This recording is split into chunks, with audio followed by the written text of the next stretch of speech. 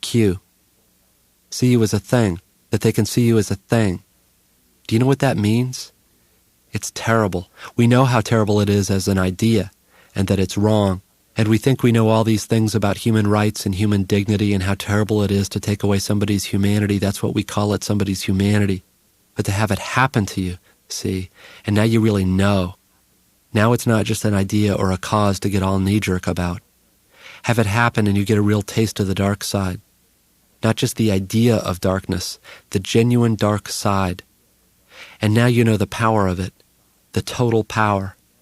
Because if you can really see somebody just as a thing, you can do anything to him. All bets are off. Humanity and dignity and rights and fairness, all bets are off. What if she said it's like a quick, expensive little tour of a side of the human condition everybody talks about like they know, but really they can't even imagine it? Not really. Not unless you've been there.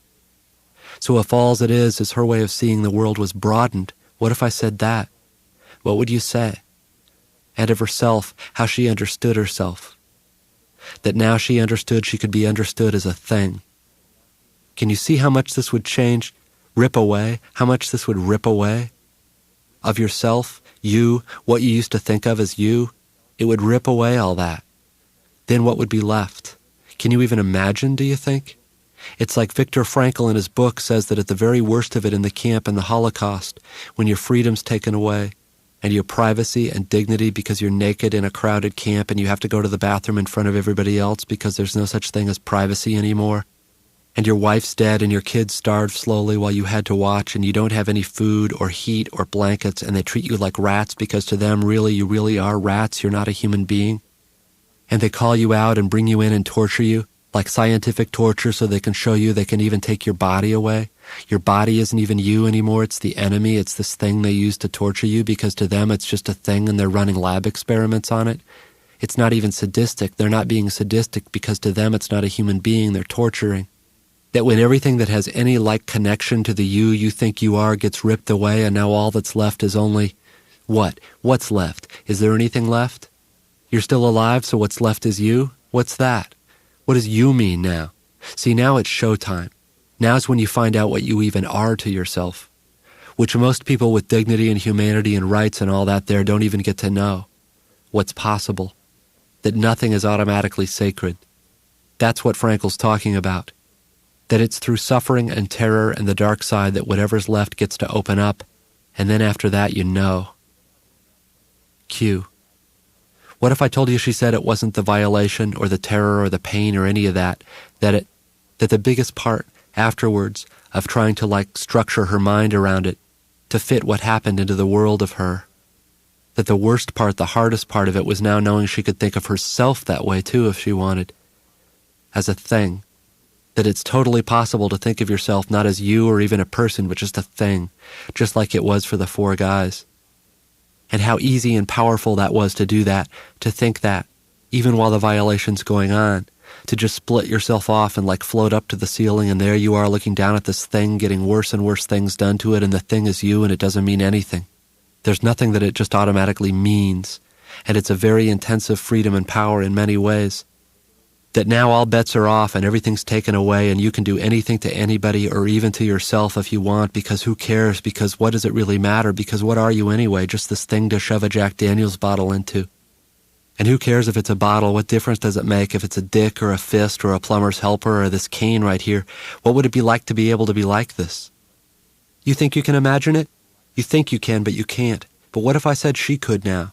What if I told you she could because she's had this happen and she totally knows it's possible to be just a thing, but just like Viktor Frankl, that every minute from then on, minute by minute, if you want, you can choose to be more if you want. You can choose to be a human being and have it mean something. Then what would you say? Q. I'm calm, don't worry about me. It's like Frankl's thing of learning it's not automatic, how it's a matter of choice to be a human being with sacred rights instead of a thing or a rat, and most people are so smug and knee-jerk and walking around asleep they don't even know it's something you have to actually choose for yourself that only has meaning when all the like props and stage settings that let you just go around smugly assuming you're not a thing are ripped away and broken because all of a sudden now the world understands you as a thing. Everybody else thinks you're a rat or a thing and now it's up to you. You're the only one that can decide if you're more. What if I said I wasn't even married? Then what? Then it's showtime. Believe you me, baby. Which, believe me, everybody that's never had that kind of total attack and violation happen where everything they thought they were just automatically born with that smugly lets them walk around assuming they're automatically more than a thing gets skinned off and folded up and put in a Jack Daniels bottle and shoved up your ass by 4 drunk guys who your suffering and violation was just their idea of fun. A way to kill a couple hours. No big deal. None of them probably even remember it. That nobody that hasn't had that kind of thing really happen to them ever gets to be this broad afterwards. To always deep down know it's always a choice. That it's you that is making yourself up second by second every second from now on. That the only one that thinks you're even a person every second is you, and you could stop anytime you wanted and whenever you want go back to just being a thing that eats, fucks, shits, tries to sleep, goes for dialysis, and gets square bottles shoved so far up their ass it breaks by 4 guys that knee-jerked you in the balls to make you bend over that you didn't even know or ever saw before. And never did anything to make it make any sense for them to want to knee you or rape you or ever ask for that kind of total degradation. That don't even know your name, that do this to you and don't even know your name. You don't even have a name. You don't automatically have a name. It's not something you just have, you know. To get to find out you even have to choose to even have a name or to be more than just a machine programmed with different reactions when they do different things to you when they think of them to pass the time until they get bored and that it's all up to you every second afterwards. And what if I said it happened to me? Would that make a difference? You that are all full of knee-jerk politics about your ideas about victims, does it have to be a woman?